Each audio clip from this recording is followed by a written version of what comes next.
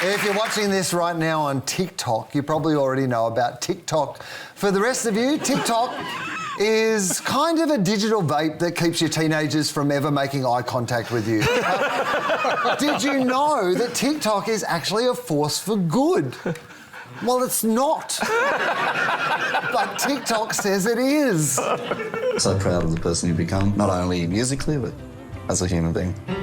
When you first started to pick up the guitar and play, something wasn't gelling, it just wasn't working 100%. I think some of the guys that you were watching on TikTok were just explaining things to you in a different way that clicked to you. It's genuinely helped me to learn. You're struggling to switch to chords like C, D, and G? I have a tip that's going to help you out immediately. I love being able to share music with you. It's one of the things that I value most about our relationship. That's not his dad, that's just a man he met on TikTok.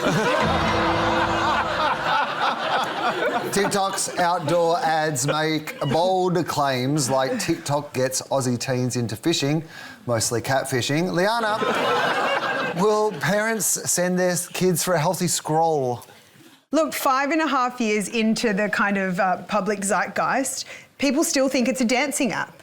And TikTok is a place where people go to learn. It's where I learned how to triple pinch pleat curtains that I just hung in my apartment.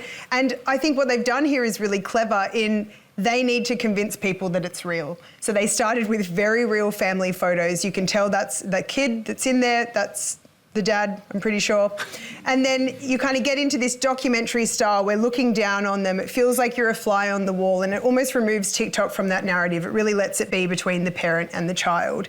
And it's hard for parents, I think, who try to get on the app and understand what their kids might be up to because the algorithm is so good. So, you know, they might be getting like a lot of memes or content that is nowhere near what their child is getting. Everyone's algorithm is completely crafted to themselves. If your own is bad, it's literally your own fault.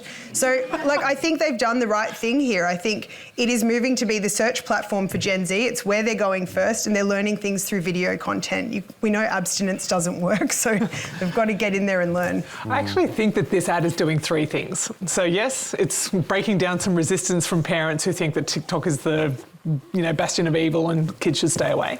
It's also attracting content creators though.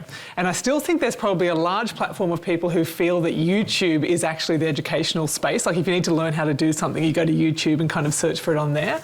So there is a level of TikTok wanting to make sure they keep the content generation coming through, and this actually appeals to people who are already creating content, but perhaps not yet using TikTok as their main platform. So there's that too.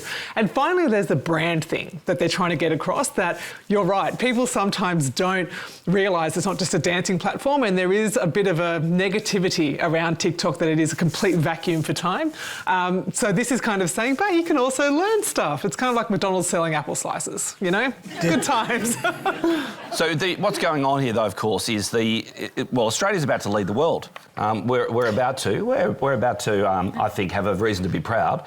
In the December of this year, under 16-year-olds aren't going to be allowed to be on social media.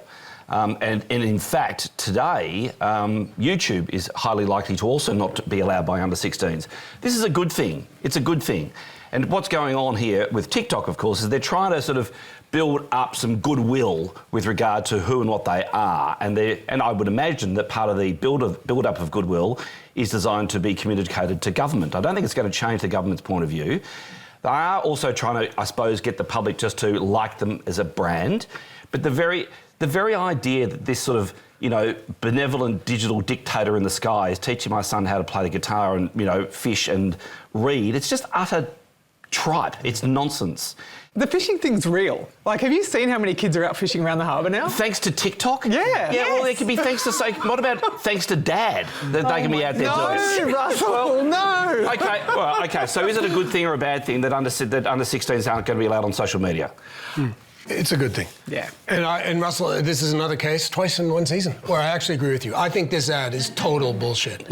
I think them trying to reskin themselves as a discovery, a discovery agent or empowerment, we should all be clear what it is. I mean, the algorithm is designed not for learning and empowerment, it's designed for revenue and retention. It's not built to help you discover things. It's built to have brands discover you. And your all your data, everything. It's all wrapped up. Your desires, your wants, your likes, your behavioral, put into a black box that is then optimized for manipulation. Yeah. And the fact that they want to try and reskin it as a kind of bite-sized Google, to me, is complete PR bullshit. When my parents banned me from MSN when I was 15, I worked out how to like download a lookalike thing so the computer looked the same, and I had it hiding in the background. Yeah. Like, yes, I believe that we need some you level. got taught good skills to get around. Exactly. Being inventive.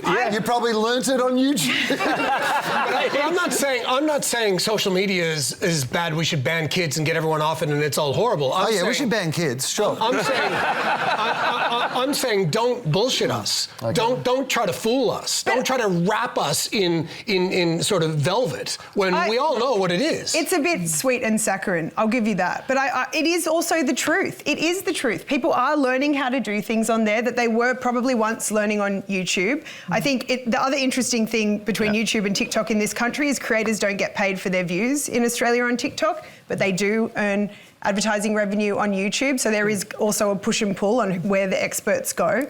But ultimately, people don't understand, still, in meetings that I'm in, that this is an app where people aren't just dancing in their underpants. Yeah.